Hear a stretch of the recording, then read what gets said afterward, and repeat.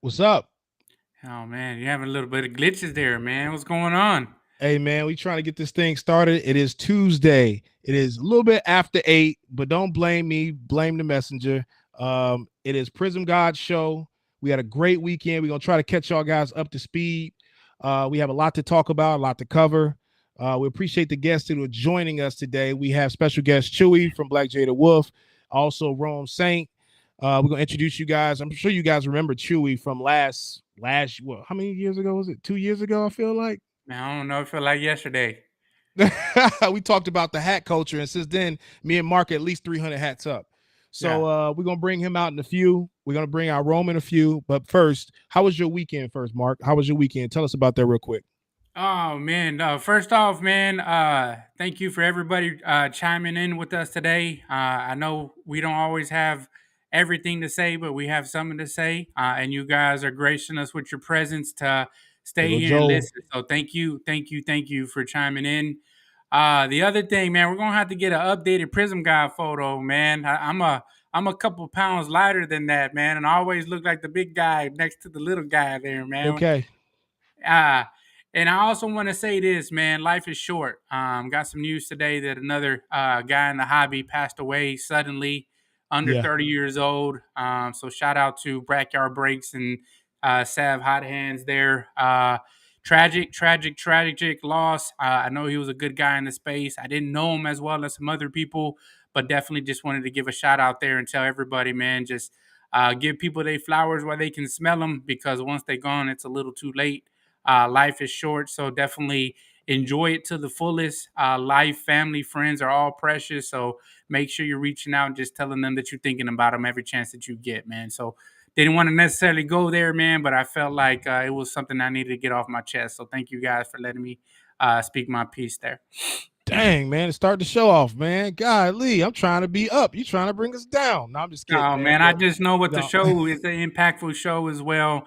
It'll eventually get itself up there, man. But I just, like I said, I just had to share that real quick.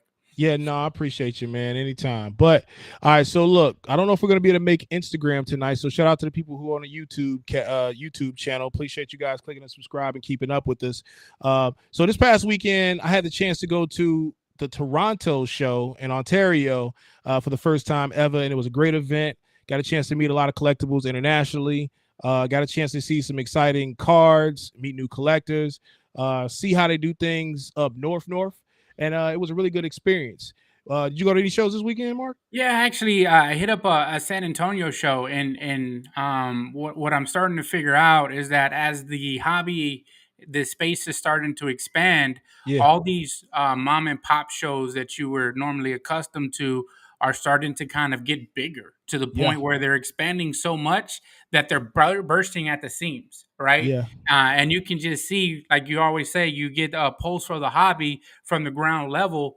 You can just see it. It's growing so big, but it's not always a good thing, right? There's always pros and cons to everything. But now you got a lot of experts from people who've only been in the hobby for like 3 months because they man. might have known Can we get somebody to who these known guests, somebody. man? You boy, can we get to the guests? Ah, well, you know what Golly, kind of man. show I this hate is, cutting you man. off, man, but Structured, we already unstructured. late. People want to meet these guests, I'm just man. Look, saying, man. Pros and cons to everything, man. got Good you. growth, but at the Well, same at least time, can you we got a lot bring of out the hobby guests experts. first and we talk about the space then? Okay, well, Golly, stay on topic with me today, man. Golly. So anybody that watches the show, you already know Mark don't never be on topic. It's okay.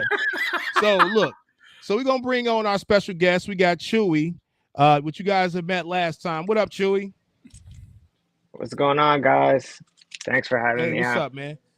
So a lot of people have met Chewy probably over a year ago, at least a year and a half ago. He actually brought us into the collectible, well, the hat space. But we wanted to bring him into this segment because he brings a lot of value, value in reference to the collectible space as in oh, I think we just lost Chewy, but he'll be back shortly. We're having bad days on technical terms. But he came on and saw the hats, man. He's like, I need to change my hat real quick. I can't let him right. see it. Right. So, but Chewy actually is a good guy in the space. He's actually very knowledgeable about the overall collectible space, meaning sports cards, collectibles, hats, sneakers, and There you go. another reason why I wanted to bring him on. He's a man. I always like to think this, and this is why before we bring our guests on, I gotta hype her up a little bit. I want people to feel where I'm going with this, right? Because you guys are the definition of what Culture Collision really is to me. Right? It's eclectic collectors who like more than just sports cards. So I feel like that's the part that a part of this conversation I really want to talk about today, which is why I wanted to bring you on, because I feel like people like you, Chewy, help bridge the gap. People like Rome, which you're going to introduce people to now, is how we take things further, right? Because we got to figure out ways to create new collectors. So appreciate you joining the show. Introduce yourself again for the people that may not know you. So Chewy, I've been working with Sharon at Black Jade Wolf for maybe like 4 or 5 years now, maybe a year more than that. But I've been in the hobby for some time, and like Ralph was saying, I've always been into collecting all types of stuff since I was a kid. So toys, hats now, sneakers, all types of stuff. Nice. So we got a love-hate relationship here for Chewy in my household because since his last appearance, not only have I absorbed so many new hats, right? I now have accessories for hats. Now I have carrying cases for hats. But it's gone so much further, and I'm glad that we have the next guest coming on because she's knowledgeable in the next space, right? Now, not only do I have to have a nice hat, right? Now my shoes have to match my hat. So I'm looking at all the drops now on the sneakers that I like, and then I'm trying to match them up with the hat. Like I said, it's a whole situation over here, man. And I attribute it all to you, Chewy. Thank you for enlightening me on the hat space, and hopefully all the people chiming in today are have the same appreciation for it as we have. For sure. All right, so look, nothing wrong. He's a good Astros fan. Hey, so without further ado, I'm gonna bring on this special guest on here. You can call her Rome, but I'm gonna call her the eBay legit check girl. Welcome, Rome Saint. What up? We lost her. Let's go. Nah, y'all can hear me. Y'all can hear me, right? Yeah, we can hear you. Good. Okay, but what up, y'all? It's your girl Rome. Hey, look. So I sent Mark over your the TikTok. I say eBay legit jet girl. I was like, first time I saw you at the Nationals last year. Was that the first time you ever went to a card show? Yeah, it was. That's crazy. Wow. Well, actually, you know what? I'm going to do a little deeper. Let's dig a little deeper. I want you to introduce people to yourself and how you got in, like, the collectible space in general, and then talk about, like, how you were interested in the card space particularly. So tell everybody who you are and how you got into the space. So it's your girl, Rome. I've been in sneakers probably, like, maybe, like, 6-7 years. I've worked at places like Modell's. I've been a Nike athlete. I've been assistant manager at Foot Locker. Like, I've been sneakers is my whole entire life. So I've been like just trying to get the best sneakers that I can. And then when I got into cards, I was actually I actually got invited to an event by Bleecker Trading, a Modelo event for Mosh, who actually customized sneakers. So they thought it would go hand in hand. Like, okay, she's good with sneakers. We're having an event for a sneaker customizer. Let's put the two and two together. So Bleecker Trading actually introduced me to cards and trading cards, and like, yo, you know, if you reinvest, if you invest your money into cards, it could really grow for you and things like that. So I just started going on like Whatnot, watching different streamers, going on network, watching different streamers, and then following these people like Michael Rubin and Jeff Wilson and things like that, just to see like how they do things and whatnot with cards and stuff. And then I met you, and I met Chewy, and it's been over ever since. That's crazy. Yeah. That's crazy. Well, welcome to the space. We appreciate what you contribute and value, because even to your demographic, right, that you promoted, you promote the collectible space, sports cards. Mm-hmm. Like, I seen you do that. Yeah. And so I like that a lot, because I think it's important for all of us, especially minorities in the space, to continue to talk about it and have conversations about it. So to see you do that, I love that. I think it's dope, you know? Yeah, because that's how we grow the space. Yeah, because I was mainly doing it too. Because a lot of people was hitting me up like, "Yo, I want to get into it, but I'm just starting. I don't know anything." It's like, "Yo, just do it. Like, literally, just do Yeah. it. Just put your foot in the door. Put yourself in that fire. Just do it." That's when I just started doing the videos.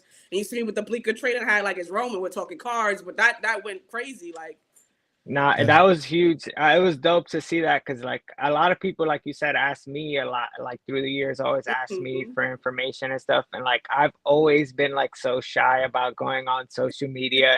And like, you just jumped right into it. And, like, you were on, I see your content all the time. And it was, like, almost inspiring to me, even nah, to, that means like, a lot I should be doing more. Yeah, for real. So that's crazy. y'all might not have heard me tell Ralph this, man. But I'm always real appreciative of all the guests that he brings on.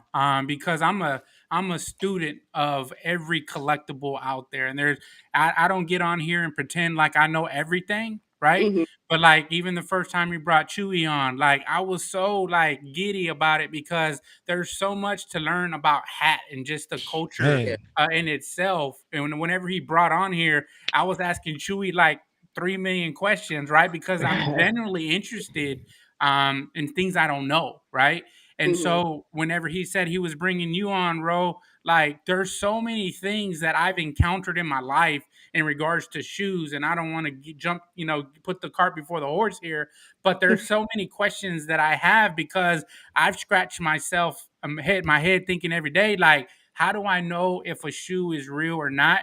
And then like even when you're buying, secondhand shoes, right? Like mm-hmm. there's sometimes you get them and they probably don't smell right. Or, right? Maybe they were in a Mhm. house that was full of smoke. Like, and like I said, I don't want to get too far down that rabbit hole because Ralph will like I had a buzzer over here, man. It shocks me every time when I go off topic. Uh, but I'm really, really interested to hear your take. I actually have a few questions for you in my own personal experiences. And I'm really excited to actually be able to ask an expert such as yourself and just shed a little bit light for people such as myself who have similar questions as well. Mm-hmm, Mm. definitely, yeah.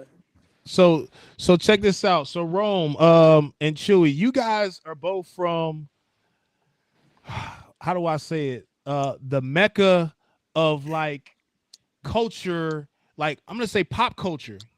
I think it's kind of safe to say that, right? Am I wrong or y'all No, probably gonna say y'all from New York, so you definitely gonna say that. So I y'all mean, from like Atlanta's definitely popping right now, too, though, oh no for no sure. don't get it twisted. I know what Atlanta is, right? But like to me, I never knew Hat. Like I feel like Hat Club grew out of New York first, right? I think they're based out of Arizona, but they definitely got popular in New York in New City, York, I would yeah. say.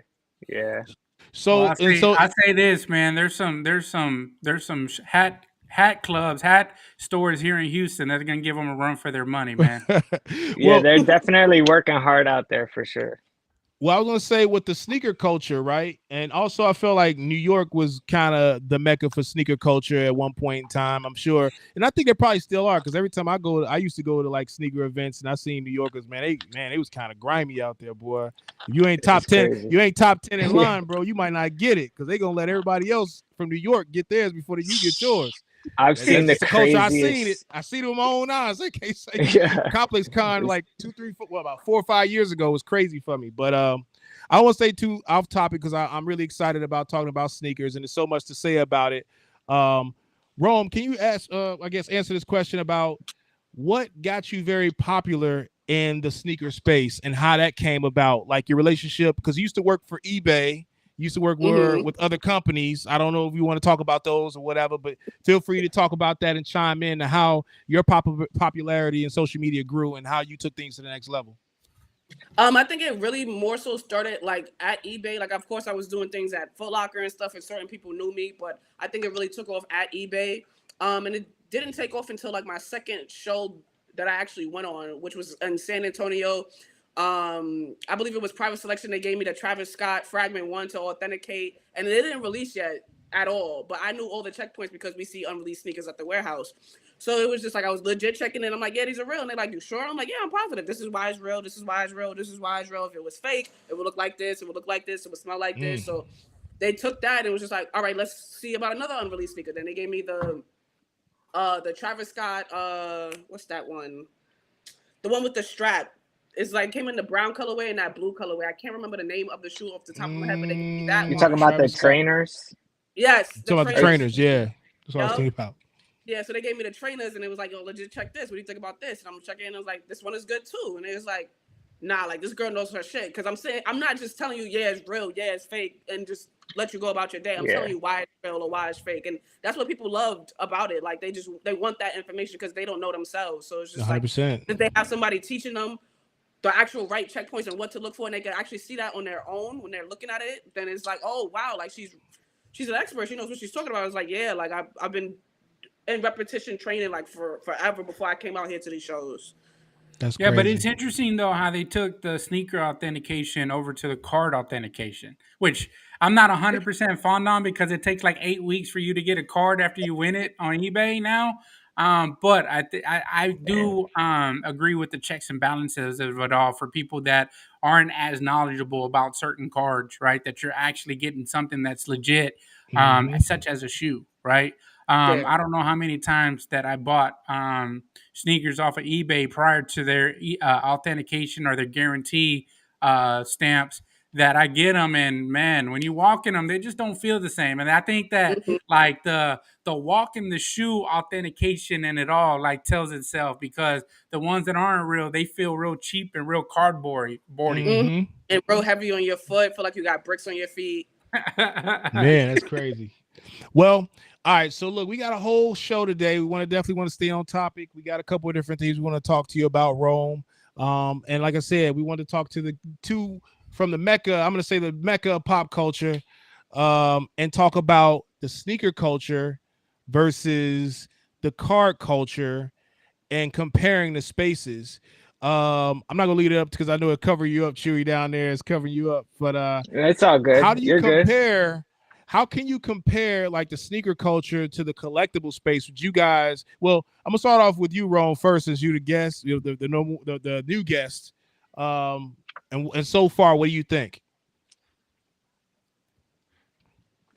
I was they're pretty much like the same, but they're different in their own ways. So I feel like the sneaker culture, like they help out, but not as much as the card culture does. Like you know what I mean? Like I feel like when I was first getting into the hobby and everything like that, I felt like a lot of people was more helpful and like hands on, and they want to teach you and things like that. Whereas in the sneaker community, sometimes people get competitive, people get ahead of themselves and things like that. So it's just like they don't want to help people because they didn't get a helping hand. It's like that's not how the community works. You know what I mean? Like with the card culture, you always get somebody helping out each other, whether it's sponsoring a giveaway or whatnot, or just like promoting their channel or anything like that, or just like doing content for that person. Like, hey, you know, come check them out. Come check out this show, Culture Collision, blase blase. Like, you know what I mean? Like, I feel like the card culture like helps each, like they help wash the other hand. Like, you know what I mean? With a sneaker culture, it's just like, yeah, I'll wash your hand if you do something for me though. Like, you know what I mean? I see that. Oh, it's the same, man. I'm gonna tell you, it's the same. Just by hearing you, it all in life, right? It's about networking, right? Yeah. And the more that you become known, the more that people are gonna want to spread their wings and kind of help you out. But that's anywhere you go, right? But the thing that I see though, with everything, right? If it's rare, regardless of what condition it's in, it's gonna sell, right? Oh yeah. Because I done seen some tore up shoes that still sell for a lot more money, and I don't get it. But it's Yeah, because I don't it's usually understand based it. on how old the sneaker came out, like maybe like a 1985 Jordan 1. That's always gonna sell above $1,000 just because it's the classic, it's the number one like shoe Jordan hooped in it, Yeah. the standard third. Whereas in like maybe like the Lost and Found goes a little bit cheaper just because it's not the actual original. It's like a reiteration of the actual original sneaker. You know what I mean? Yeah. What you thinking, But Chewy? stuff like that is like it to me like it it almost explains like how similar both of the spaces are because like you're talking about like like basically the Jordan 1's like a vintage card or something, or and the Lost and Found is just like a new parallel or something. Like I've always thought that they're exactly the same. But when Rome was talking though about like how people are so helpful or whatever, I never thought about it that in that way. But when she was saying, I could sort of see like how this space is maybe a little more like advanced in certain areas, then maybe the sneaker space isn't in some places. But then in the sneaker space, I feel like they're more advanced. And like, for example, like their shows, the sneaker shows are always like, I feel like very like fun to attend in a way Yeah. that like card shows aren't. And I feel like you are like you at Coach Collision are kind of like bridging that gap.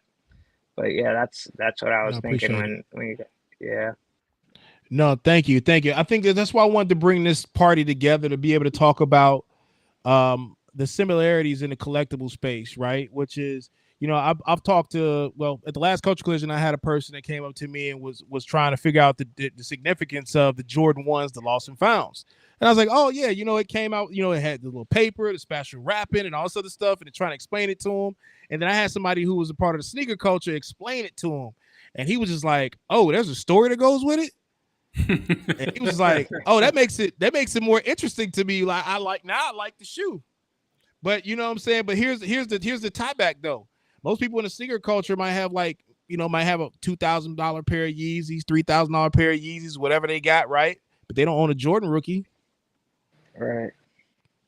Shit, I barely own a Jordan rookie, and I've been in this space for how long? Oh, stop. But it's different though. You know what though? I will say this and this is something we can talk about, right? Because we got a little bit of time on this topic. Like, to me, sneakers are considered collectibles. That's why I have some of these shoes back here that just look good. I may not necessarily wear them, especially if they shoot up in price, because I'm like, I don't know if I want to wear them. I'll probably buy me a pair like worn once or twice, and then I'll wear those, and then I'll decide if I want to sell mine because now they cost too much, right? I'll give you a prime example, Mark. Damn. Sheesh. That don't look any different than any other dunk that I have. I've never worn these shoes before. I have a dead stock pair. I've never worn them before. Dead stock is Those crazy. Are fire. So, Mark, what are those? These. Yeah, not what are those? So, man, I don't. I'm gonna let Rome break it down to you because that's what that's what she's so good at. Oh my God, the Red Lobsters. You see that? The Red Lobsters. Dead stock. Oh, they got a name. Yeah. They have different colors too, and some of them are more rare than others. Like I said, I'm ignorant to this space, man. Purple, orange, blue. Yeah, and like yellow. They have some limited friends and family colors. Yeah, exactly. Friends and family colors you can't even get. So these are considered like collectibles. Yeah. And so the tie back is like, I mean, they're probably worth $3,000. Probably close to it. Real quick, last year at the National, the guy from Dave and Adam's, the owner, Dave, he was wearing the yellow ones at the National. He was walking around in them. I was like, yo, this dude is balling outrageous. Walking around in the yellow lobsters? Yeah, at the National. You see what I'm saying? And so I think that it's safe to say that to most of us, I think the collectible space makes sense. To a lot of us, like, I feel like every time I go to shows, and Chewy, you probably see it because you go to a lot of shows too. You see people with some dope shoes on all the time. It's just we don't ever have this conversation. We never really think about sneakers being like collectibles, but I think it's time that we really start really preaching and posting that and saying, hey, look, like there's other collectibles besides just sports cards that could be a part of the community, because we're already here. Do you think that we'll ever reach a point in I guess the sneaker collectible realm where you start to grade shoes? Yeah. Based on condition. Or is that already happening, or is that something that has to get introduced at some point? I feel like just looking, like if you look at Ralph's wall, like he said, he has all those shoes back there. They're basically displayed almost looking like they are graded. They're in a plastic case that you can see and display them in. Like, he's not gonna wear them. Like, it's not so far that someone could just put a grade on the corner of one of those cases. Like, yeah. Because I know they do Funko Pops now, right? And I think last week we were talking about the whole grading aspect and to grade or not to grade. Do people, prefer raw over graded? And so there was a point in time where I know that grading is in the hobby right now. It's a big aspect of it, right? Because there's a profitability standpoint to it. But like there was one point where like you would just be happy to have the card regardless. Like you didn't even think about, is it a BGS 9.5, is it a PSA 10 or whatnot, right? That happened eventually, gradually, down the road when they started to see what some of the graded cards started to sell for, and then it started this whole mass of people getting into grading cards, because I had like 5,000 different Kobe cards at one point, and not one of them were graded, right? And so, like for me, in my sneakers, right, I like Jordan 1s, I like Jordan 3s and 12s and 13s, right? But I don't buy them right now because I think that they're collectible or because one day they'll be worth something. I buy them to wear, right? Same as my hats, right? Every hat that I buy it to wear it, right? And so I'm getting to a point where I can't wear them all the time. Same as my shoes. Right. I started off with a couple pairs of shoes, and now I have like 30 or 40 J's, and it's just like it just keeps growing. Like my wife had to go buy me these boxes like he has up there so that I can display them, so I don't have all the boxes just all over the place. But again, I think as I become more knowledgeable in it and see the value in it, because there's a time where there's a Jordan pair of ones that cost $100, right? But then I've also bought a pair of J's that were $500, right? And then the ones that are my favorite, right, are like $200 or whatever. So I can see what the difference is, but I don't know what separates the cheaper ones for the more expensive ones. All I see, and like I said, I looked at his dunks, and I really don't like dunks because I don't like how they fit. But at the same time, like I looked at them and I didn't even know what the hell I was looking at. Right? They look Yeah. cool. I like the color. I have some Valentine dunks that, like I said, I don't like the way that they feel, but again, I like the color scheme on them. It's just like Mm. cards. Like it's just like cards. Like a card is some more valuable because of its rarity or because there's only so many in a 10 or whatever. It's the same thing with sneakers. Like sneakers that are worth money often is because they're either hard to find, there's not that many of them, or because of the story behind the shoe, or the collaboration, or whatever it may be. It's like the same exact thing as cards. Like Mm. I've always, yeah, I'm always thinking about like the similarity between the two spaces. Like it's exactly the same. Like they're just like parallels. So yeah, Hmm. like for Okay. like the red lobsters, for example, like they were super rare because they were a collection. The red lobsters were made by a store called Concepts that's based Hmm. out of like Massachusetts. So that's why they ran with the lobster thing, because people eat a lot of lobsters up there. And so Exactly. like this that story alone is a cool story. And then they put it on the SB because SBs are known to do like those quirky kind of ideas. Like, they made the Pee Wee Hermans, and they do a lot of like stuff like that.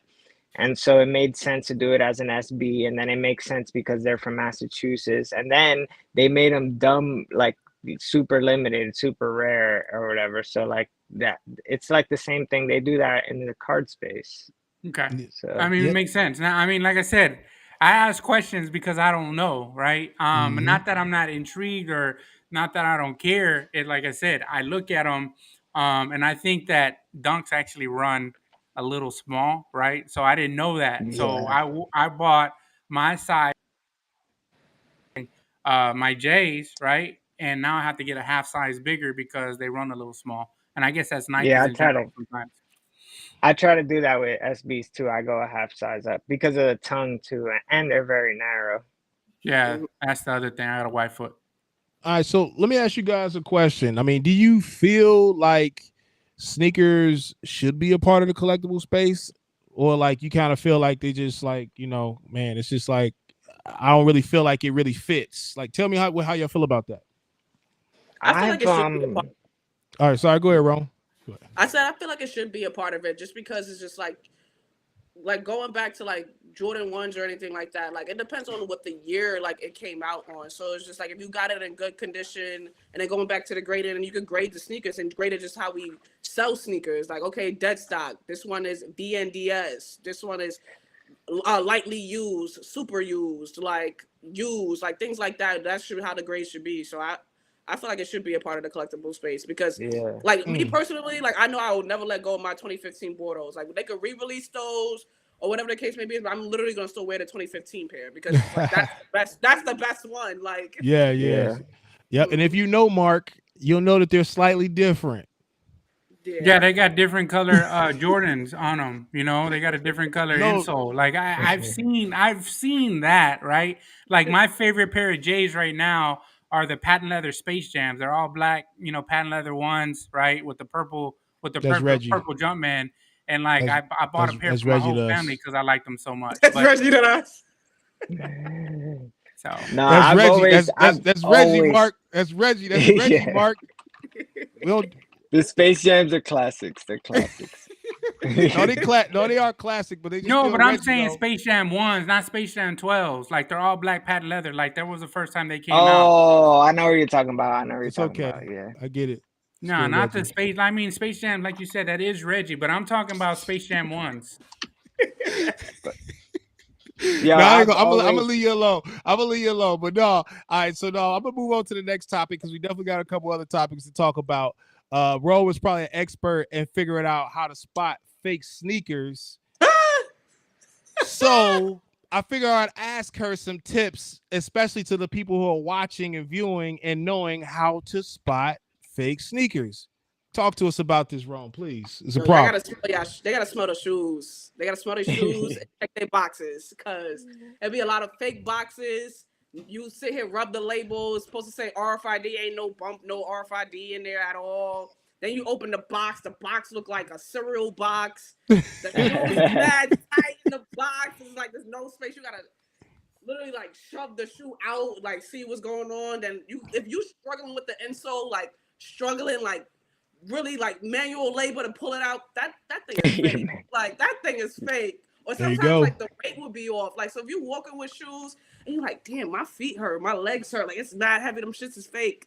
Like unless they like foam posits or something. Like foam posits and Tims, those get a pass. Like those is always gonna be fake.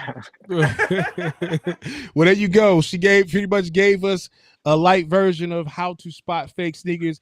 And also, you know, I don't want to make it all just about sneakers. I'm just lightly introducing everybody to our, you know, in our space to sneakers. So I wanted to have an open discussion. If you guys want to talk a little bit more about it after we're done with these topics, we can talk about sneakers after we're done with these other topics.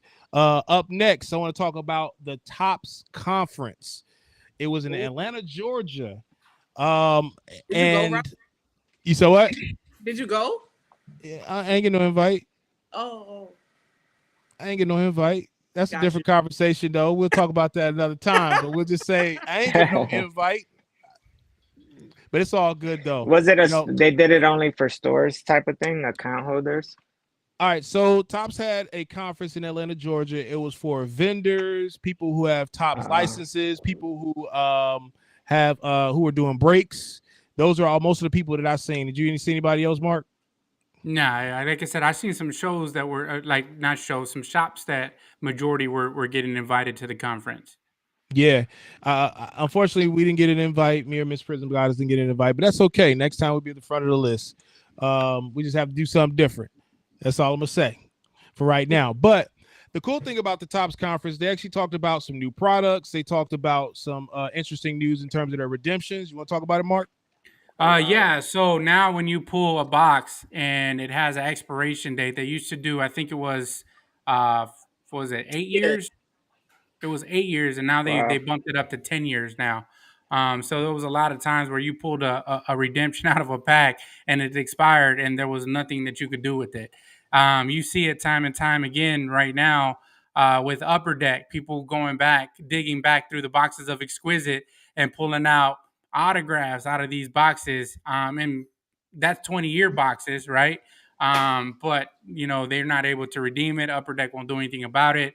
Now Tops is evidently saying that now they'll honor them up to 10 years. So I think that's pretty cool. What that's going to do is going to hold a lot more weight for these boxes with all these prospects in them that have redemptions in them that aren't going to definitely kill the boxes. It's actually going to make them more relevant. The other thing that I saw is they're introducing basketball back to Tops. So now you're going to see Tops basketball, you're going to see Topps Chrome basketball. I know before they had like a Topps Finest product where they were utilizing images of basketball players in like street clothes. Now you're going to see basketball players in jerseys. I'm not all the way sold on the unlicensed stuff, but I think that it's cool that they're starting to reintroduce it, and they're selling the product by having Wemby autos. They're having LeBron autos. I think Curry and Durant are actually going to be in the product. But I don't know how collectible it's going to be. You see Wemby, what he's doing, setting records and with Prizm, right? Because it's a licensed product, and some of the other kind of subsidiary products. But when you look at baseball national treasures, they have some of the sickest patches, but they don't sell as well because they're an unlicensed product. So it's going to be interesting to see how the hobby kind of gravitates back to Topps, because they are going to get the licensing back. So this is actually a precursor to that again, or a recursor, because they did own the license before. But like I said, I'm not completely sold because it's a unlicensed product, but it's going to be neat to pull another superfractor of your favorite, NBA star. So just so we're not talking jargon to Rome, because I know she's still a little new. Do you know the difference between licensed products and unlicensed products? You're talking about like the game worn patches and stuff, right? Nah. So basically licensed products allow you to be able to have a jersey with the name of a team on the jersey in the picture. So what Topps is doing, they're introducing their product that they used to have back in the day when they had the licensing. Right. They're rebringing it out now without the licensing because they have to wait till their license actually comes up, which is probably the next year or something like that. But you're going to basically be able to pull a Wemby rookie without seeing the Spurs on his jersey. It'll be a black jersey with no Spurs on it. How do you think that's going to affect like card values then? It definitely plays a key. Yeah. We see it now. Like I said, we see it with some of the Bowman U stuff, right?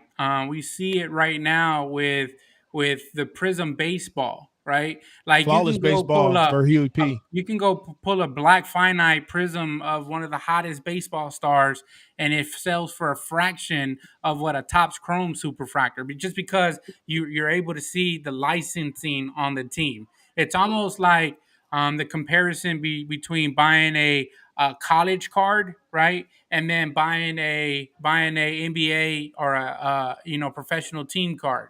Right. They're going to outsell night and day. As you'll see, though, they're getting away with being able to sign these cards because they're not licensed, right? And then you have certain players who are signed to different companies, and so they can only sign for these different companies, right? So like Wembanyama, right? Wembanyama is an exclusive Topps signing, right? So all the Panini products, right? They're two different companies. He doesn't sign for them because he has exclusivity with Topps products, right? And it's the same you thing can with only get his rookie signed out of a Topps product. So it'll be interesting to see how that plays out for sure. Yeah, and if you saw it, it says San Antonio on the bottom of the card. It doesn't say Spurs or anything like that. And like I realized that. I didn't realize that. In like two years, because I think it expires in like 2025, 2026. So 2026 moving forward, they'll be able to put the team name back on the card. Topps who got the license? It's Topps, but Panini or somebody got it, right? Like Topps has the licensing. Yeah, so like going I said, forward, but Panini has it currently until the end of the year. Yeah, and then it's going all over to Fanatics, right? Mm-hmm. Yeah, but instead of waiting until next year to just drop a product, they kind of want to start dropping the ball. I mean, putting it out, putting the product out now so people can get familiar with it first. So it's a good thing. There's a lot of back and forth going through the companies too. Like there's a lot of lawsuits going back and forth because the players union and the players association, and this is why they're able to release this stuff, because they own the image license, the NIL, the name image license of all the players within the unions of these associations for professional teams. So they're able to use the players' names. It's just the the professional leagues like NFL, MLB, NBA, soccer. Like there's a lot of other companies out there that they have like exclusivity, right? And you see the disclaimers at the front of every basketball or sporting event. It's like you can't, any usage of this product without the exclusive permission from the NBA, you're subject to a fine, and so there's copyright infringement stuff on that as well. So, like I said, I like the fact that Tops is coming back. I don't like the fact that it's not licensed.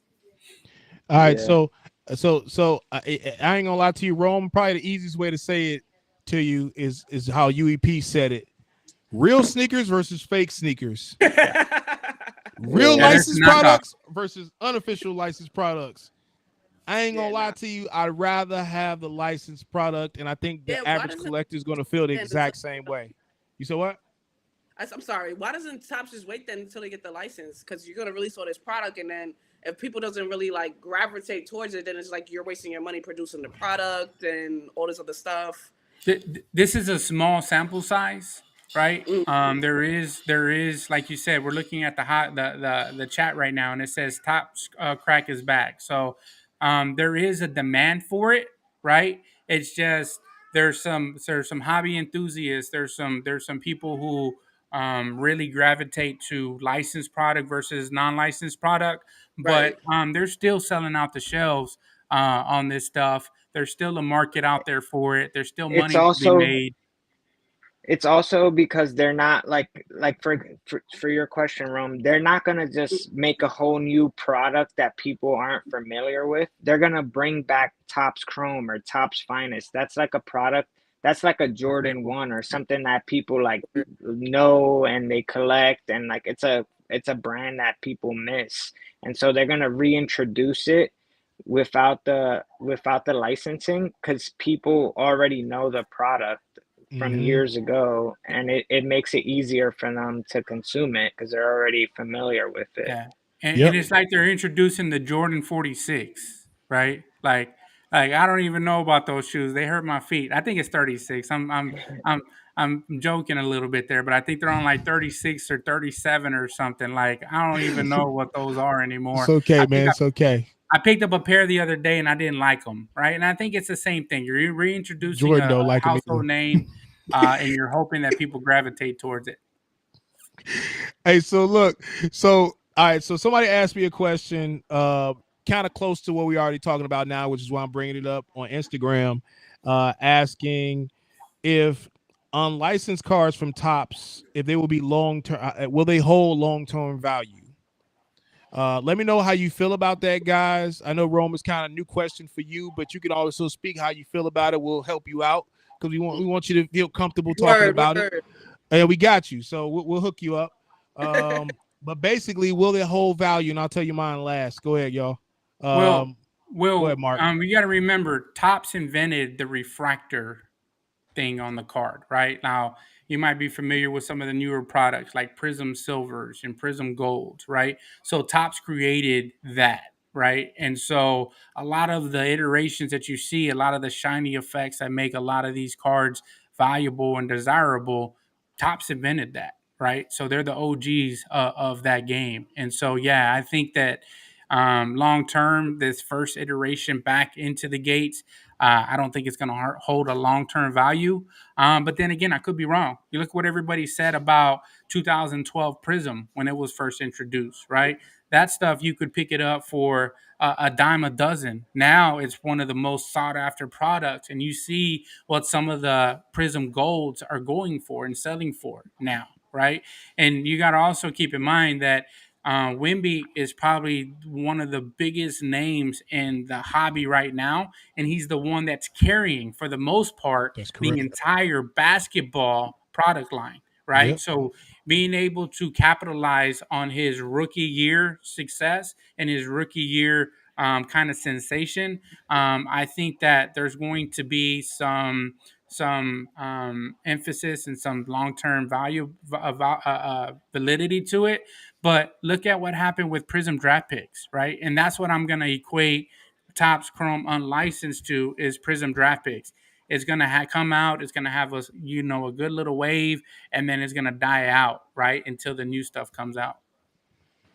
But So then, what another interesting part that plays into this is that this is only going to happen for like a year or two.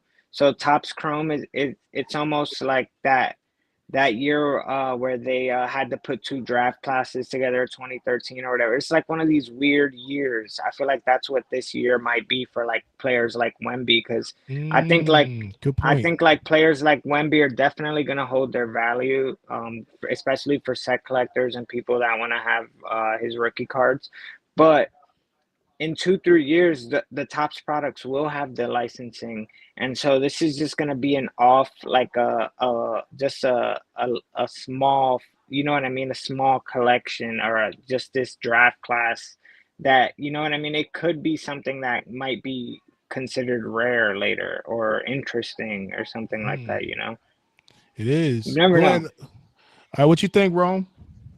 I think like from listening to you guys saying what you're saying and like listening to Chewy's answers and stuff like that, like I felt like it possibly could hold value, like maybe like later on down the line, just because it doesn't have like the logos or anything like that, or whatever the case may be is, or like how can I say, kind of like how, like, you know how Michael Jordan has like his baseball cards and stuff like that, and some people like are really sought out for that. So I guess it just depends on like the collector that you are, like what do you like and Hmm. stuff. That's a good take too. Um, I was gonna say all your answers are good. I would say at the end of the day, this is something new for us, because I think I wasn't around for the 2012 situation when Upper Deck lost his licensing and then Panini came in. So I wasn't there for that. I wasn't a collector, so I wasn't privy to that. But my 2 cents is this: I do think that the first year license Wemby could hold a lot of weight.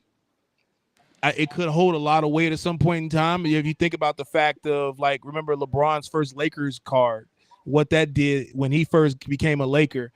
His Prizm first Lakers card was crazy. It's still crazy, right? Yeah, Even the Kobe dunks. I think there's some relevancy in a lot of what's going on. So I think the question that was asked was a reference to short term and long term. I think it varies on how well Wemby plays. If Wemby's is a for sure. if he's great today, next year he's nobody, then the product's gonna fail. You know what I'm saying? And then Yeah. somebody else will probably have to carry it. But I think if Wemby is who he is right now and for the next 10 years and potentially the face of the league, He's I gonna be a think that problem, man. There's glimpses of it, man. Dude's gonna be a it problem. He's gonna is. have the first quadruple double that we've seen since Wilt Chamberlain. Like, that's gonna be crazy. Just think about that quadruple double, right? No, Like, that's unheard of stuff. it is amazing to see, but I think that, for sake of this product, I will say this too, just so you were clear too, Rome. Historically, unlicensed products has not really held its value. Right. Just so we're clear. Yeah. Yeah. Like You I know what I'm said, you saying? Because see I don't want Prism you to. draft Yeah. picks. Yeah, Yeah. Yeah. because if not, if you believe that, just Mark said it. I didn't say Yeah, it. look, Prism Draft Picks is take his a take his. perfect example on what the impact is from because once the licensed product came out, right, in Prism, right, the Prism, and for you, I don't know how knowledgeable you are in regards to that. Like Prism Draft Picks is like the college version, right? So this is the before they get to the NBA, they're releasing a Prism product that introduces these names to the hobby, right? And it gets you introduced once they get drafted.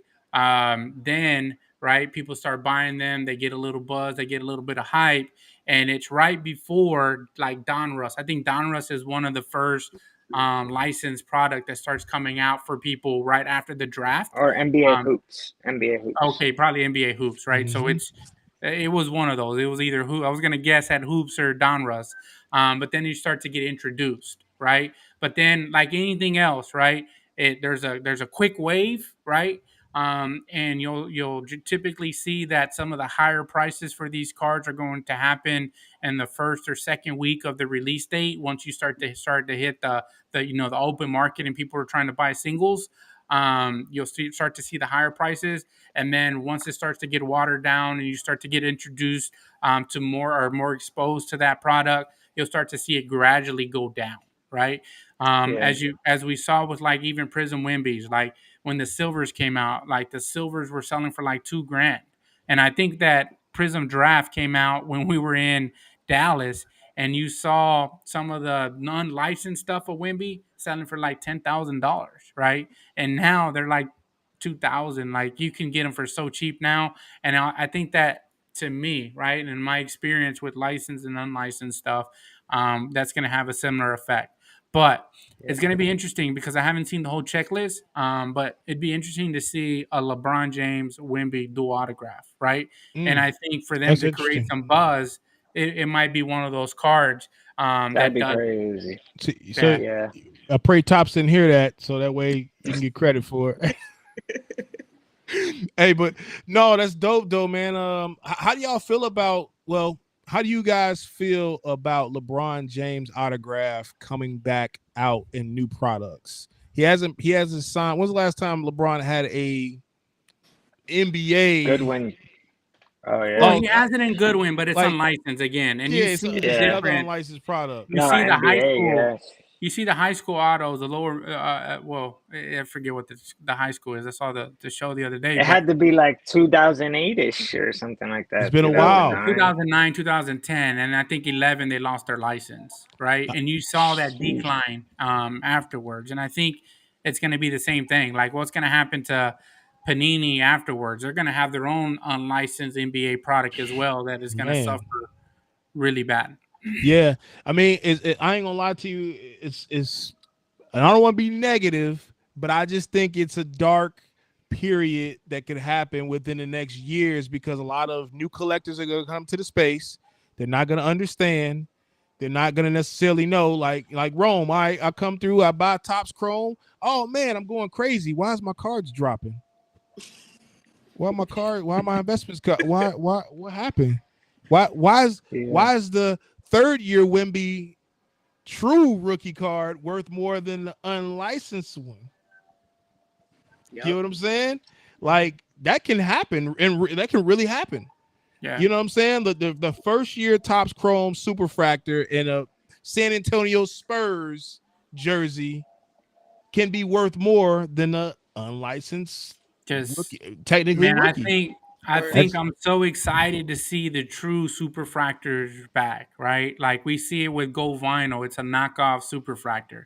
yeah, And then the red refractors out of 5. I think those two for me, that's what's gonna do it for me, right? And it's gonna Yeah. mess up your head, right? Because mhm, Prism, everybody's been so programmed to Prism as of late, where golds were out of 10, right? You had blues out of like 199, right? yep, You had reds out of 299, and then you see tops, right? Tops 101s are superfractors. They started to introduce a black variation 101, I think because of Prism, right? I yeah. think we'll start to see that. Um, Reds are out of 5 and out of not out of 299. Golds are out of It's 50 and confusing. not out of 10, Yeah. right? So it's going to be really interesting to see if, and again, I have to go back and look at the checklist, right? But if history serves us right, you're going to see reds, oranges out of 25, and you're going to see golds out of 50 instead of 10, right? Mm, And so we're going to see how now these new parallels and the numbering, how that's going to have an impact on us too. And we're going to have to get reprogrammed, right? Because everybody chases golds right now in Prism, right? Everybody chases golds. And people chase the black 101s. And I've seen tops with the out of 150 black or out of 75 black.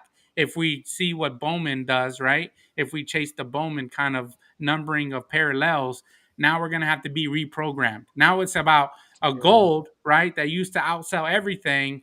Now the reds and the oranges might start outselling the gold. So it's going to be real interesting how that dynamic gets reintroduced back into the space. all right, guys. Yeah. So I want to make sure we stay on topic. We're gonna skip one topic so we can fast forward to the last two so we can get this thing going. Any last minute comments about the Tops conference that was in Atlanta, Georgia? I just think it's hit and miss, man. It's like when Beckett introduced the new True Gem Plus, and then they kind of reeled it Any, back in. anybody that's not Mark? Oh well, Any No, last I'm minute I'm comments for excited you for guys? I'm excited for the show in New York doing, but yeah, I didn't really hear too much about the conference to be honest. Okay. All right, Rome. Any last minute comments? Nah, I'm just waiting for you to get that invite next year. Word. Man, hey, look, there's a lot to say. I can say later, but I ain't gonna say it now. I'll just say No, it don't say. later. Yeah. So, all right. So next topic would be the NFL draft, but we're gonna postpone that till next week, and me and Mark will probably talk about that with another guest. But tonight, one of the last topics is gonna be playoff.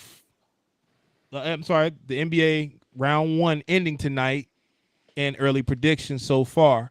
How are you guys feeling about what's going on with the NBA finals? I'm sorry, not NBA finals, but NBA playoffs. Go ahead and go. Dude, people are excited in New York right now about the Knicks. It's crazy. Y'all might go. Even in, could you hear me? Yeah, I think you might Oh go. yeah, yeah, You might yeah, get to the man. It's ship. crazy. It's crazy. So yeah, people are excited. Like I've noticed it even in at the hat store. People are coming in buying Nick hats when Yup. I'm at the store. Yeah. Oh, That's I'm not gonna lie. Buzz does do something. Like it got like because the Texans started to do so good. There's some badass Texans hats now that I want to go cop because of that. I can totally That understand the buzz and wanting to go buy hats. yeah, but what about the NBA though? Oh, I'm just saying. It wasn't my turn. You told me anybody but me. All right, Rome, how you feeling about the NBA round? I mean, we just saw LeBron exit. We just seen Ant-Man take things Yeah, to the that's next level. crazy. Jamal Murray is crazy. 40. Does Like Ant Man have literally, a shoe? He Yes, does. say that. bro. He just asked if Ant-Man has a shoe. He certainly does. I just bought my Yes. first pair of John Morant's the other day. Bro, he has probably 12 colorways right now. I think. I feel Yeah. like it's, He it's definitely a lot. they're Bro, Adidas. You got to go to Adidas store to get them. Are they yeah, nice Mm-hmm. though? Like, yeah. Yeah, they do They're fire. y'all good buy basketball. do Yeah. y'all buy They're shoes good. just because of like their Ant Mans, or do y'all buy them because Both, like the colors appeal to y'all and y'all like them, or comfort? It's Yeah. both for sure. both. Yeah, they have nice colorways for sure. They Yeah, that yeah, they're definitely trying to be like different, and I feel like John Morant's shoe line is the same way too. Like they do a lot of cool, interesting colorways that are different, and they're Yeah. super comfortable. Facts. Did you see Luca pull up in his old school car, and then he had his shoe that matched his color on his Yeah. car? Nah, I Yep. missed that. He hit him with the I Devin saw Booker. it. Yeah, I forgot what he had the Jordan zones. I forgot what Jordans they were. I think it's the Luka Doncic Jordan shoe, if I'm not mistaken. Yeah, So, But my take is Ant Man is the dude, man. That dude's gonna be a problem. He's gonna oh, be a problem. all right, let's wrap this up. Who going Facts. to the finals? Who going to the finals? Give me two teams.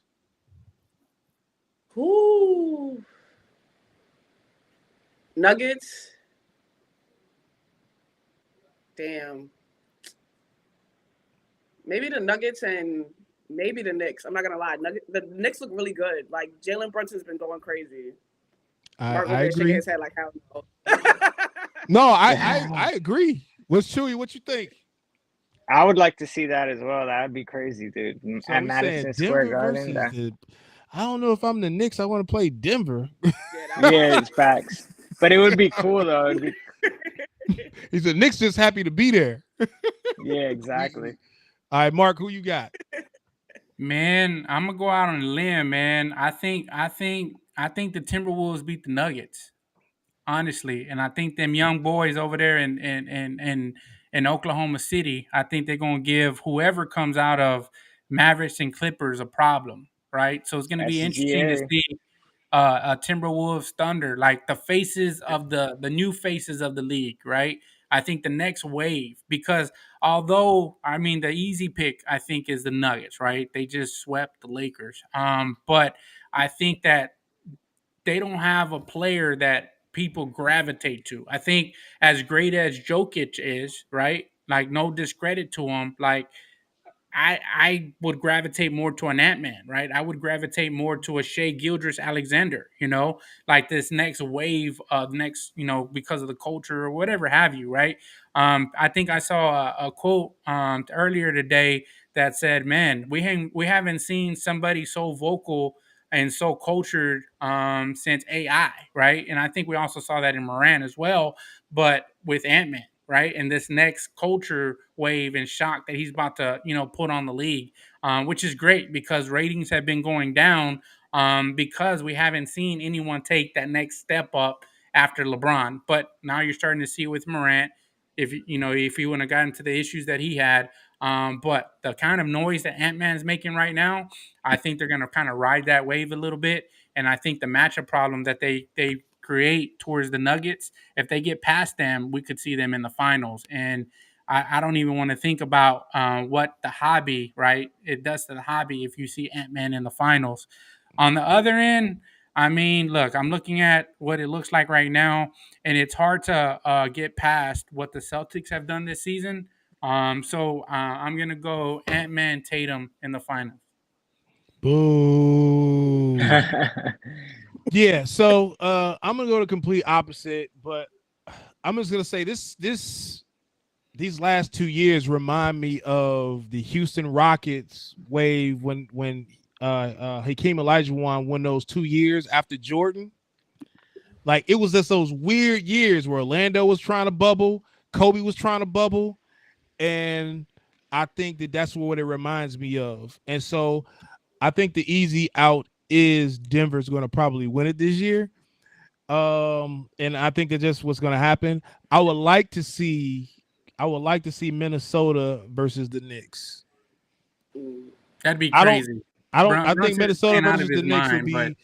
I think that would be a great game. I do expect Minnesota to win it all at that point, but I would like to see. I do want to see a new young face in the league because I mean I like Joker, but Joker's not fun to watch to me. But imagine the ratings, and I don't know. And I was looking at the brackets, and I don't. Let me look how the bracket shapes up. But we could see potentially, right? We could see Thunder Timberwolves, right, in Western Conference Finals, and then we could see Celtics Knicks. Like, how crazy would the ratings be if you had a Celtics Knicks Game 7, right? And obviously it would be in Boston, but that would be crazy, right? To think of what that would look like for the league.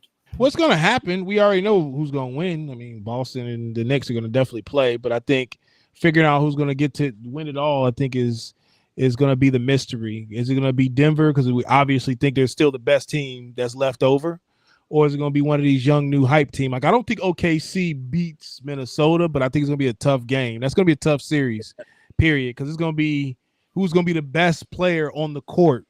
Can it be Shai, or Ant-Man? Like that's what it's going to boil down to for me. Who's going to be the best person on the court? But last thing, we have the questions part of the show. All right, and this part of the show basically just allows for people to be able to ask questions. And we can kind of talk about a couple of different things. It's kind of like to close everything. First of all, I want to say thank you for both of you guys being a part of the show today. Being good sports. About being a part of what's going on, whether you knew anything about it or pretended to knew anything about it, whatever. We appreciate you guys being a part of it because there's a lot of people who don't know a whole lot, and I think having these uncomfortable conversations allow people to grow and learn. And so, for the people who are not collectors of sneakers who want to get into the space, make sure you follow these people up here because they are really the culture, and they, Chewy's still out here. I was just saying it earlier. Chewy's still out here, man. I got stories. My stories was crazy. I was telling them earlier, Rome. My story was trophy room when I went to the opening first day, a trophy room out there in Florida in Orlando. Had to be wild, bro. Whoa. You talk about, man. Look, you know how normally people get in line. You got to race to get in line. We had to race in our cars to get in line. Understand what I'm saying to you? They literally gave out tickets. They gave out tickets to each car, to people that was in the car. So people was jumping in people's cars that didn't even know people just to get a ticket. It's insane. So, bro, I gotta ask some questions, man. That was probably the craziest thing ever. Sorry, that was just my little 2 cents about Rome. So Rome. So because again, this is your space, right? What is your favorite shoe that you own, and then what is your favorite shoe of all time? Ooh, favorite shoe that I own right now. it's got to be the protection back New Balance. Like that's like my go-to. I literally wear that shoe like everywhere. Like whether I'm running out to the store real quick or I'm going to work, like that's like my go-to shoe. Favorite shoe of all time is Air Jordan 7s, like without a Okay. doubt. The Olympic colorway, the Bordeaux, like I feel like that shoe is. It doesn't get the hype. It doesn't get its flowers like at all. Like I feel like that shoe is one of the most comfortable, versatile shoes. You can dress it up, dress it down. Like literally, like that's one of my best shoes like all time. Jordan 7s. Mm. Chewy, what you got? What's your favorite shoe?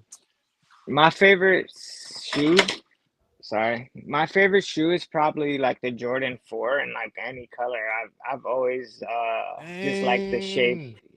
Yeah, I've always liked the shape of the shoe. Like it's bulky, but it's not too bulky. Like you could wear it with shorts, long pants. You know what I mean? Like you could wear it with slim pants, baggy pants. Like and they have a lot of good colors. I've always been in the fours, but recently I've been in. If you come to New York too, everybody's on it too. There's a lot of like Asics and like Saucony runners going on right now, and they are super comfortable. I've been wearing the A6 14 Kayanos and those A6 runners. I mean the Saucony runners that look like those. Mm. Yeah. I'm That's what's actually up. wearing a pair today. This is what they look like. So they look like this. They're just Man, like running shoes, Like but they're super come comfortable. man, that's the new wave, just so you know, Mark. Like it used to be about other shoes that weren't comfortable. Like I give credit. I feel like we have to give credit to the GOAT, Kanye Yeezy, because I feel like when Yeezy introduced us to the Yeezy Boost and like the Yeah. foams, the Adidas foams, bro, Yeah. that changed everything. yeah, we got NMDs was oils. crazy. I had every color NMD. I didn't care because like it was comfortable. Yeah. Nah, just Facts. give me There's my people that threes and my still wear ones, man. Kanye's. I'll be all right. I like fours, but to me they're a little too chunky, and then Yeah. that back tongue on the back it messes with the back of my heels, man. And Mm, so Yeah, to for me real. it rubs on the back, and then yup. but I'll take my threes all day. And like Favorite Sheesh. I said, those ones, yeah, man, he likes favorite going off. shoe of all time for me. That's crazy. Comfortable, Those bulky. are fire. Look, you can wear them Is that dead stock anytime. too? No, they're not dead stock. They got the I got the sole on. I got a sole thing Oh, on. Yeah. No, no, these definitely worn. Heck yeah, these definitely worn. My other And that's what I ones, was gonna ask. I was gonna ask Ro next about that. Is about shoe maintenance. Yeah, was my next thing. I asked Chewy about hat maintenance earlier. But I'm gonna ask you about shoe maintenance. you gonna get some of these, Mark. Mm, bird. mm, this is where the real glow come with. You put these in the sunlight, woo, Yeah, you can light Sheesh. up your So, house. but let me ask y'all this, right? And y'all know about sneakers more than me, and this is kind of what Go ahead. the nerd in me wants to know about. But like, you know how the clear bottoms on some of these shoes, and then how they start to get discolored and turn yellow. Like, what yep. kind of things can you do to kind of safeguard against that? I saw sole guards on his shoes, but like once they start to get discolored, I've seen people do some crazy stuff to bring that color back. But like, what are kind of some tips and tricks that you can do for a novice at home to kind of bring that back? If you can shed some light on that. I don't know what the actual gel or like foam that they use, but like the term that we say in New York is like icing them up, basically. So you ice them Mm-hmm. up, you put like that gel or whatever the case may be, then you wrap it in saran wrap, and then you leave And you it let like them in the sit in the sun and sun. stuff like that. Yup, yup. So I would say that, or like the shoe guards that Ralph has on his shoes too. Like that saves like for heel drag and dirt and everything like that, and he could easily peel that off and stuff like that. So you can sell it like VNDS, and they're gonna look at the bottom like, damn, this is really clean. Like, yeah, I keep my shoes clean, but that's because you got the guard on there and stuff. And then you got, of Yeah. course, like the crep protects and things like that, or whatever the case may be. Is Yeah, how competitive the shoe market is today, like it feels like there's some drops before you blink, like they're sold out, right? oh And then yeah, there's some that you can see 4 months down the line that they're trying to give them away at that point. But like, do you guys find yourself in a mode where like there's a shoe where you gotta buy one to wear and then one to put up? Like, do y'all do that, or is that something that it doesn't happen? I personally don't do that. I just like if I can cop the shoe, I just cop it, and then most of the time it would probably take me like a year. or two just to wear it, just because it's like, oh my god, it's so nice. But then after a while, it's just like, man, like forget it. Throw I'm it gonna just, on. yep, Throw it Ralph on. buys three. He buys one to I put in his closet, I one to put don't. on the back wall, and then one to wear. So No. So you know what? Last pair I did that was the Travis Scott Frags lows, the Fragments mm, lows. Those are I fire had though. so I got fine. two. I had a dead stock pair of those, and I had a worn pair. So I had a dead stock pair I bought for like $1,500 on StockX. Then I found a worn pair that looked very near dead stock. I paid like I think I paid $850 for them.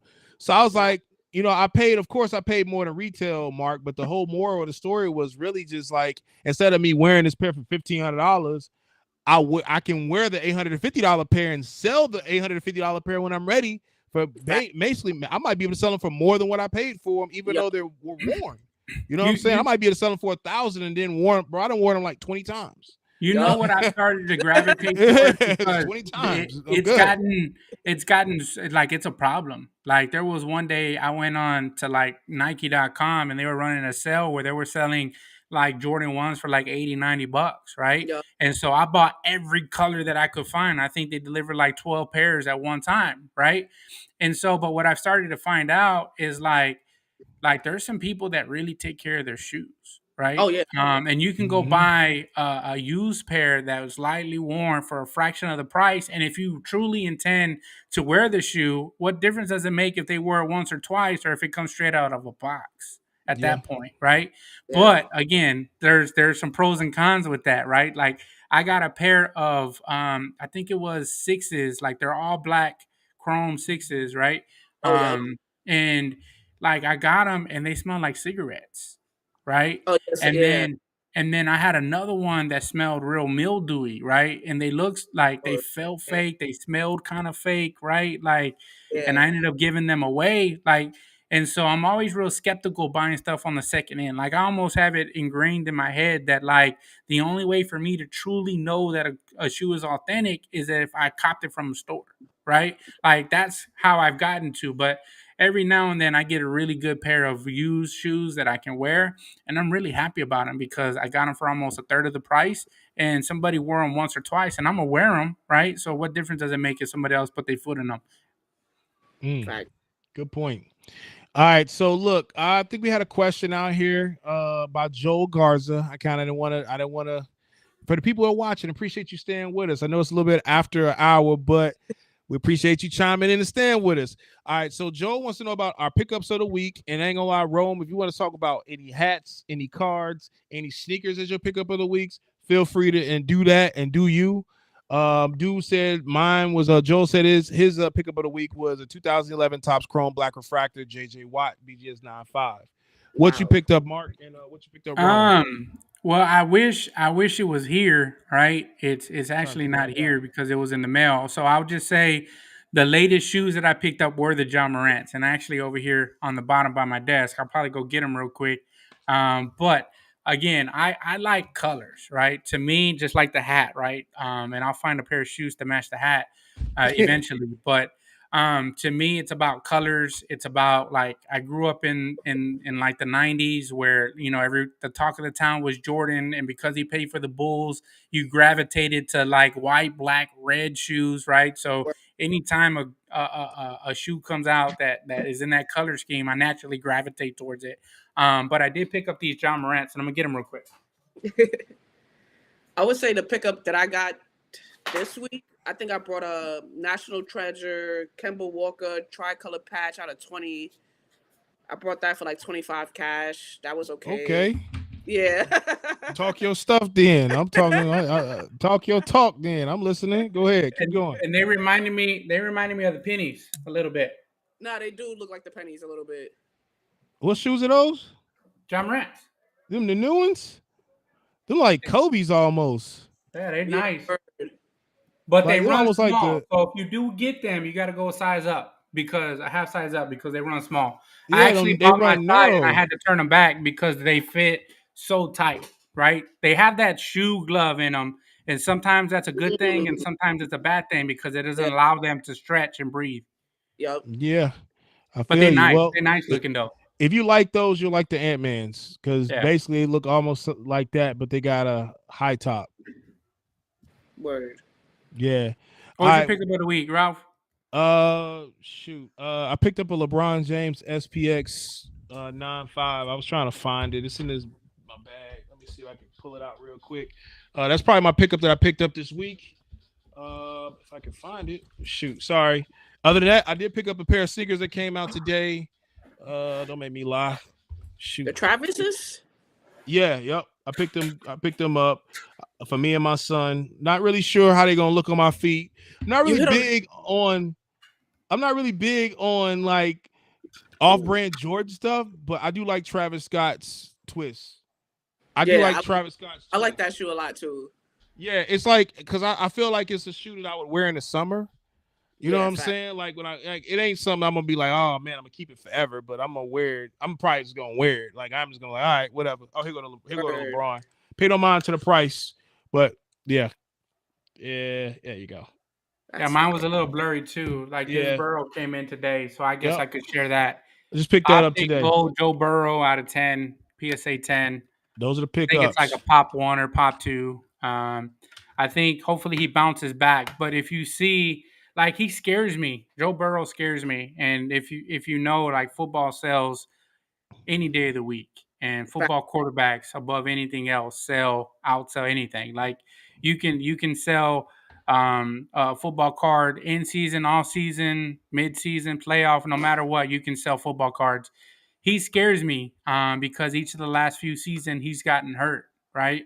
Mm-hmm. And but what's also really intriguing about him is that when he is healthy, he went to a Super Bowl. So Word. but if you saw like Mike Trout's out indefinitely again, right? In baseball, he tore his meniscus, and he's the greatest to ever, like one of the greatest to ever play, but he can't stay on the field. So it's going to be interesting to see what Joe Burrow does. Happy to have a nice card of him. I don't know if Ralph has any more nice ones. I think you got rid of all your nice Joe Burrows, right? Yeah, they're all gone. They're all Yeah, you had gone. that Go Vinyl for a while, so Yeah, I um, did. that one just came in today, so it'll be available um, on my Instagram here in a little bit. All right, so look, I'm gonna do one thing before we get out of here, Rome, because I know you don't get a chance. We don't really get a chance to talk a lot, and I know you're new Fact. to the collectible space. Let's reverse this thing real quick. Do you have any questions for me and Mark about about the sports card space? And any last minute thoughts that you may want to say? What keeps you guys going into this space? Like, what motivates you to keep going and just keep doing it? You You want to want go to go? first, Ralph, or you want me to go? You can go ahead and go. So now I do sports cards full time now. So before it used to be kind of like a side hustle, right? That Right. was very profitable. Now it's my main gig. So I'm at a point right now where I don't have a choice but to make it as profitable as possible. But I've always been a collector at heart, right? So I always buy kind of what I like, and then I'll also buy stuff that's really liquid and profitable. Right. And I've had to actually reinvent myself in the space a number of times, right? For one iteration, right, I was like grading cards, right, and I was actually making a pretty good living off of just grading, inspecting, and sending off cards. But then COVID hit, right? Right. And then you kind of have to kind of pivot and gravitate. So the one things that I've seen, and it's actually in any industry, right? There's a lot of ebbs and flows, right? And you're constantly having to find your a way around and kind of reinvent yourself, right?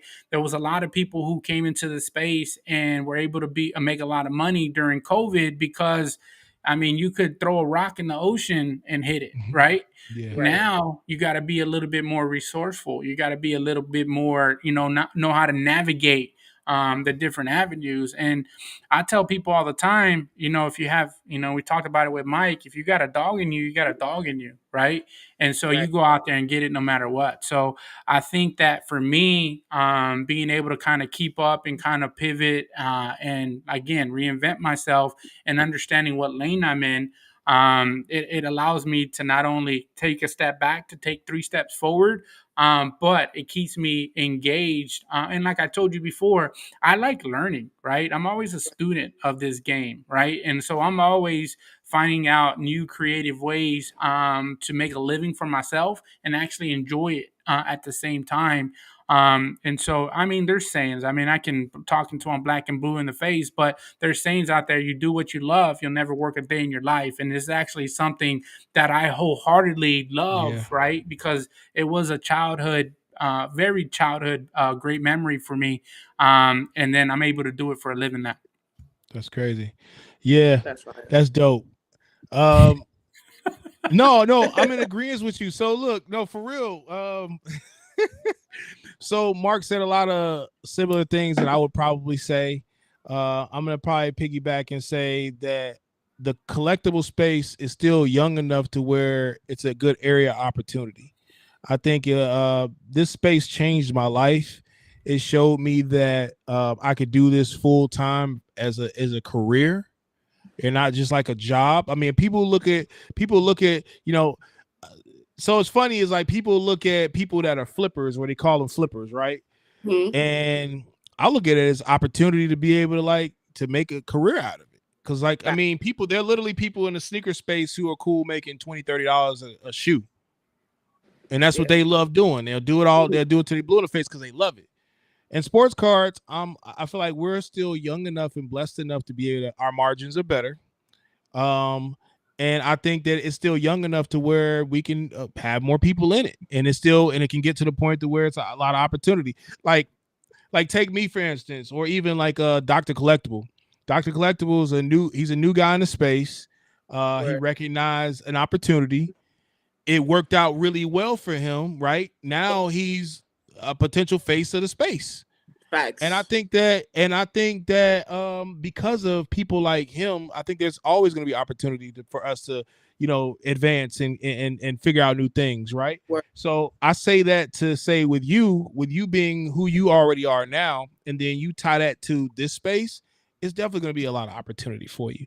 And I always used to tell my friends, Wiz and Mike, you don't know where you're going to be at the next 4 to 5 years in this space. So as long as you keep your nose clean, as long as you stay honest and do what you got to do, man, plenty of opportunity is going to present itself in this space.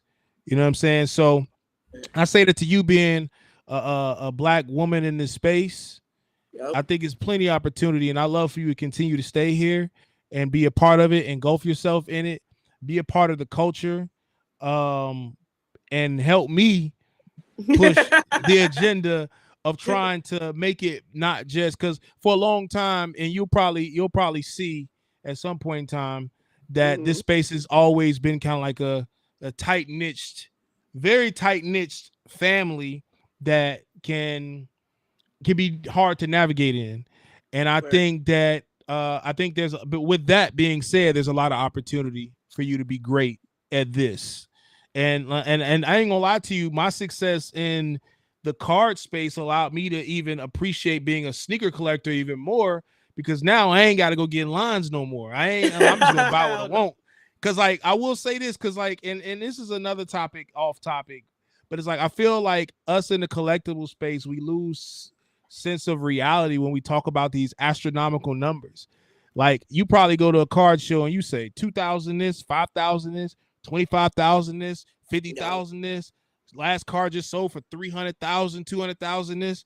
Bro, like those are numbers that you don't hear in the sneaker world being thrown around as much as you hear them thrown around here. And so that lets me further know that I'm in the right place. So you know what I'm saying? So like that's how I feel about it. I'm in the right room. Then if these are numbers you're talking about, that's the room I want to be in. I don't want to hear about no $100, $200, $300. I want to hear 200,000, 2 million. Like my best friend sold a Anthony Davis logo man for $1.1 million. He bought it for $16,000 and sold it for $1.1 million. And if you can't tell me that ain't an opportunity, I don't know what to tell you. Nah, hell yeah. That's insane. See what I'm saying? Life changing. And I'm not saying it to buy just to be a flipper, but also I want to also promote being a collector too, which is why I wanted to talk about the tie-in is buy what you love, enjoy that, and then grow from there. You know what I'm saying? So that's my little 2 cents. Sorry, I gave you a whole big spiel. Nah, man. And Oh I no. think, but see, that resonates a lot though, and I know we're way over, but it's one of those things. Same thing with cards, right? I like I said, I was a collector. I'm a collector at heart, right? Obviously, now that I do this full time, I have to make a buck out of it. So there's a lot of profitability aspects that come in my purchases now. But with cards, with hats, right, with shoes, I buy what I like, right? I really do. And so if something shiny, right? I love shiny. So you'll see me with all these pins on my hat, and I really like that pin. It just didn't match, right? Red didn't match the hat. So, but I do wear it on a lot of my black hats. But I like the new accessories and stuff. So whenever Chewy came on and he introduced us, because before then I probably had one basic Astros hat that I wore till it got dingy and discolored and stuff. And then after I talked to Chewy that day, I went out and I spent like $750 on hats because I kept finding hats that I liked and liked. And Yep. it's the same thing with shoes now, right? Like I have boxes on boxes on boxes in my room now, and it's to a point where I got to start hiding them because my wife doesn't want me to buy anymore. But I like ones, right? So with the ones, I have like every hat to match my ones, right? I started to wear threes. Before I didn't like threes that much, and now it's like one of my favorite shoes. And then the old faithful 12s and 13s, right? Like I'll always, 11, 12, 13, ones and threes. That's where I go, right? And then you sprinkle a couple of the other numbers along the way. But I always buy what I like, and that's what I try to like speak to like the true enthusiasts out there, right? Because they're few and far between, but they're what make this space like enjoyable, right? There's a lot of things when you're just chasing the buck in the hobby, it can get real tiresome, it can get real burdensome, it can be not as enjoyable because then it just becomes all about money, right? But there is an aspect, whether it's hats, whether it's shoes, whether it's trading cards, whether it's memorabilia, that gravitate you to that for reasons outside of what you can potentially make off of it. And I think that's the side of any hobby or collectible realm that gets lost in translation because everyone's seeing, like you said, these astronomical numbers, and everybody wants to find that next gem that they can make that life changing event out of. So, Mhm. again, I can go on and on about it, man. But I always tell people just buy what you like, man. Just Right. always buy what you like, and then you don't have to worry about what if you won or lost, on the deal. Yep. Def- All right. So look, I want to say thank you again for being a part of the show. Hell I yeah. really want to hold you hostage and talk some more about all the stuff that's going on in sneaker culture, but I'm gonna try to bring you on a different time. Yeah, let's do. Um, but I appreciate you jumping in. If you have any questions, you can always hit us up anytime. We always pretty open to answering. We want you to feel included in the space. And hopefully we're gonna have you at Culture Collision doing authentications at Yup. Culture Collision. Just so we clear, I want Yup. that. We doing authentications at Culture Collisions. Yeah, come Hopefully on, she gonna bring do them it for shoes. us, huh? No, You I'm said saying I'm what? telling the people like bring them shoes in. There you go. So anybody that buys sneakers at Culture Collision, we're gonna have you let you Just spray some authenticate them for free. deodorizer on them first, because she gonna be smelling them joints. Yeah, 100%. But if nobody else has any questions that are watching, we really appreciate you guys watching. Make sure you click and subscribe. Make sure if you don't have tickets for Coach Collision, September 13th, 2024 is the next show. If you want to be a vendor, feel free to go to the page, CoachCollisionTradeShow.com. My name is Prizm God. This is Mark, Kobe Collector. We got Rome. And I guess we out then, right? We out. Until next time, we appreciate you guys chiming in next week. Join us Tuesday, 8 p.m. I got special guest Ray Schulte of the Nationals going to be on the next show. Thank you.